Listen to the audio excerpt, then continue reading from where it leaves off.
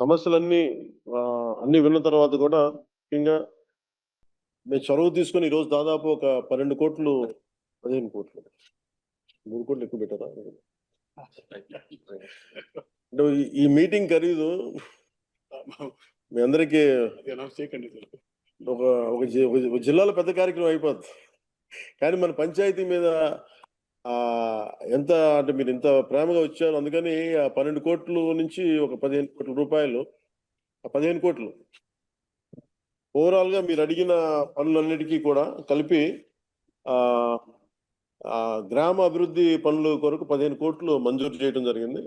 మీరు అడిగిన ప్రతిదానికి ముందుకు తీసుకెళ్తా ఉన్నాం. దీంట్లో 14 సిసి రోడ్లు, 4 drains, dhobi ghat, bus shelter, school compound wall, tank పునరుద్ధరణ, నీటి కాలువల డీసిల్టింగ్, 2 శ్మశాన వాటికలో సదుపాయాలు, మరి ఇవన్నీ మీరు చెప్పిన అన్నిటికీ 15 కోట్లు మనకి మీకు మంజూరు చేస్తున్నాం.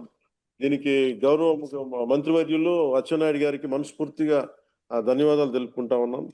అలాగే అధికారులు అందరికీ కూడా పేరు పేరున ధన్యవాదాలు తెలుపుకుంటాను. ఈ కార్యక్రమంలో పాల్గొన్న కింజరపు అచ్చెన్నాయుడు గారికి, టెక్కలి శాసనసభ్యులు, గౌరవ మంత్రివర్యులు, అలాగే పంచాయతీరాజ్ మరియు గ్రామీణాభివృద్ధి శాఖ ప్రిన్సిపల్ సెక్రటరీ శ్రీ శశిభూషణ్ గారి సార్ కూడా మనస్ఫూర్తిగా నా ధన్యవాదాలు తెలుపుతా ఉన్నాను. అలాగే శ్రీకాకుళం జిల్లా కలెక్టర్ శ్రీ స్వప్నిల్ దినకర్ పుణ్కర్ గారికి కూడా నా ప్రత్యేక ధన్యవాదాలు. అలాగే పంచాయతీరాజ్ కమిషనర్ శ్రీ కృష్ణతేజ గారికి, అలాగే ముత్యాల రాజు గారు, AP state institute for rural development, వారికి నా కృతజ్ఞతలు తెలియజేస్తున్నాను. శ్రీ షణ్ముఖ్ కుమార్ గారికి, ఉపాధి హామీ పథకం సంచాలకులు, Swachhandhra corporation managing director Shri Anil Kumar Reddy గారికి, ఇంజనీరింగ్ ఇన్ చీఫ్ పంచాయతీరాజ్ శాఖ బాలు నాయక్ గారికి, ఇంజనీరింగ్ చీఫ్ గ్రామీణ నీటి సరఫరా శాఖ శ్రీమతి గాయత్రి గారికి, రాయవలస గ్రామ సర్పంచ్ సరళన బాలకృష్ణ గారికి, సో వారికి నా నమస్కారాలు తెలియజేయండి. డబ్బులు ఇవ్వగలిగాం, కానీ నేను మీ నుంచి ప్రత్యేకించి ఈరోజు కోరుకుంటుంది, మన ఊరు అభివృద్ధి చెందాలంటే ఇప్పుడు మనం రోడ్లు కట్టగలం, లేదంటే కాంపౌండ్ వాల్ కట్టగలం, కానీ ఆకతాయిల్ని నిలువరించాలంటే మీరు బాధ్యత తీసుకొని మీరందరూ ఊరి నుంచి ఏకతాటిపైన గట్టిగా గొంతు ఎత్తకపోతే అది తప్పదు. అంటే నేను నా ఉద్దేశం ఏంటంటే, మీరు రోడ్లు కట్టిన మన వాళ్ళు కాంపౌండ్ వాళ్ళు కట్టినంత మాత్రం ఆకతాయిలు ఏం మారరు. అంటే స్కూల్ వైపు చూడాలంటే, భయపడాలంటే మీరు అందరూ ఏకతాటిపైన ఇర్రెస్పెక్ట్ ఆఫ్ పొలిటికల్ పార్టీస్, మీరు కొంతమంది వైసీపీ ఉండొచ్చు, టీడీపీ ఉండొచ్చు, జనసేన ఉండొచ్చు, ఇంకే పార్టీ అయినా కావచ్చు, బీజేపీ ఉండొచ్చు, ఎవరైనా ఉండొచ్చు, కానీ ఇర్రెస్పెక్ట్ ఆఫ్ పార్టీస్. బట్ గ్రామాన్ని దగ్గరికి వచ్చేటప్పటికి మీరందరూ ఏకతాటిపైన ఉండటం అవసరం. ముఖ్యంగా స్కూల్ పిల్లలకు సంబంధించి కానీ, గ్రామ ఉమ్మడి ఆస్తుల మీద కానీ మనందరం ఏకాభిప్రాయంతో ఉండాలని మనస్ఫూర్తిగా కోరుకుంటూ, అలాగే పిల్లలు రోజు బడికి వెళ్తున్నారా లేదా అనే విషయాన్ని కూడా తల్లిదండ్రులు, గ్రామ పెద్దలు కూడా చూసుకోవాలి. విద్య అనేది ఇందాక మన జగదీశ్వర్ గారు మాట్లాడుతా మన ఎడ్యుకేషన్ గురించి చాలా గొప్పగా చెప్పారు. అందువల్ల విద్య అనేది మనం పిల్లలకి ఇవ్వగలిగితే అది విలువైన ఆస్తి. అందుకని అది కూడా మీ దృష్టికి తీసుకొస్తా ఉన్నాను. అలాగే గ్రామ శుభ్రత, శానిటేషన్, వీటన్నిటికి కూడా మీరు అందరూ ప్రత్యేకించి భాగస్వామ్యం తీసుకోండి. కనీసం విలేజ్ సచివాలయాలు ఉన్నాయి, మీరందరూ పంచాయతీ ఆఫీసులు ఉన్నాయి, వీరందరూ కనీసం ఒక రోజుకి గ్రామ పరిసరాలని శుభ్రంగా చేసుకోవడంలో మీరు పార్టిసిపేట్ చేయాల్సిందిగా మనస్ఫూర్తిగా మిమ్మల్ని కోరుకుంటా ఉన్నాను. అంటే మన కష్టాలు వచ్చినప్పుడే విలువ తెలుస్తుంది. ఒకసారి మా ఇంట్లో ఏముంటుందంటే, నాకు వాటర్ ట్యాంక్లో నీళ్ళు అయిపోతాయి. మామూలుగా నీళ్ళు ఉన్నప్పుడేమో 3-4 బకెట్ కూడా చేసేస్తాను, కానీ నీళ్లు లేనప్పుడు ఒక్క హాఫ్ బకెట్ తో సంపూర్ణంగా స్నానం చేస్తాను. అప్పుడు అనిపిస్తూ ఉంటుంది నీటి విలువ ఎంత నాకు. సో మీ అందరూ కూడా నాలాంటి అనుభవాలు ఉంటాయి. అందుకని వర్షాకాలంలో వర్షపు నీటిని మనం వృధా చేయకుండా నిల్వ చేసుకుంటే, అలాగే వ్యవసాయానికి మరి ఇతర అవసరాలకి వినియోగించుకోవాలి. అలాగే హరిత గ్రామాలంటే మొక్కలు వేయమంటే మొక్కలు వేసేటి వేసి మొక్కలు వేసి, కానీ దాన్ని ఎవరు మెయింటైన్ చేస్తారు? గ్రామంలో మనమే ఒక భాగస్వామ్యం తీసుకోవాలి. నర్సరీల నుండి ఉచితంగా వచ్చే మొక్కల్ని ప్రతి గ్రామంలో ఇంట్లో నాటాలి. అది చిన్నపాటి సుందర వనంగా మనం చేసుకోవచ్చు ఈ ప్రతి గ్రామంలో. అలాగే ముఖ్యంగా పిల్లలు ఆడుకోలేకపోతున్నారు, బయటికి వెళ్ళి ఎంతసేపు సెల్ ఫోన్లో, టీవీల్లో ఆగిపోతున్నారు. అందువల్ల ప్రత్యేకించి మీ అందరికీ కూడా ఖాళీ స్థలాలను గుర్తించి వాటికి పిల్లల్ని ఆడుకునే అభివృద్ధి స్థలాలుగా చేయాలి అనేది ఉంది. అది మీరందరూ కొంచెం చొరవ తీసుకుని ఆ దిశగా వెళ్ళండి. మా నుంచి ఎలాంటి సహకారం కావాలో నేను ముందుండి మేము నడిపిస్తాను. మీకు గుర్తుండి ఉంటుంది, నన్ను చిత్తూరు జిల్లా మన రాజంపేటలో ఒక చోట అడిగితే, రైల్వే కోడూరులో, నేను వెంటనే అక్కడ కనీసం మనకి 300 ఎకరాలంత భూమి ఉంది. ఇక్కడ అసలు సెంటు భూమి లేదు అక్కడ రైల్వే కోడూరు.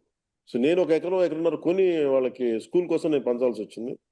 సో నా దగ్గర అంత డబ్బు లేదు. కానీ మనకున్న పొలాన్ని మన ప్రభుత్వ భూముల్ని ఖచ్చితంగా పిల్లలకు ఉపయోగపడేలా ఖాళీ స్థలాలకి ఎందుకంటే దేహదారుఢ్యం చాలా అవసరం పిల్లలకి. వయసు వచ్చిన ఆడబిడ్డలకి ఇంతమంది తల్లులున్నారు, అక్క చెల్లెలున్నారు, ఆడపడుచులున్నారు. మన బిడ్డల్ని, మన ఆడబిడ్డల్ని మనం రక్షించుకోలేని పరిస్థితిలో మనం ఉండటం నిజంగా చాలా బాధాకరం. అందుకని ప్రతి ఒక్కరు కూడా యువకులు గాని, అందరూ కూడా పెద్దలు గాని, ఆడబిడ్డలకి గ్రామ సమాజం రక్షణ కవచంగా నిలబడాలి. దయచేసి మీరు దాన్ని దృష్టిలో పెట్టుకోండి. అవసరమైన భద్రతా చర్యలు గాని, మరియు అవగాహన కార్యక్రమాలు గాని మీరు నిర్వహించండి. దానికి సంపూర్ణ సహకారం అందిస్తాం. అలాగే ఊరి నుంచి ఉన్నత స్థాయి చేరిన వారు తన గ్రామాన్ని మరవకూడదు. ఎక్కడో విదేశాల్లో ఉండేవాళ్ళు ఇప్పుడు మన గౌరవ ముఖ్యమంత్రి గారు కూడా ఏం చెప్తున్నారంటే, ప్రతి ఒక్కరిని అడాప్ట్ చేసుకోండి. మన ఇండస్ట్రియలిస్టులు ఉన్నారు, పారిశ్రామికవేత్తలు.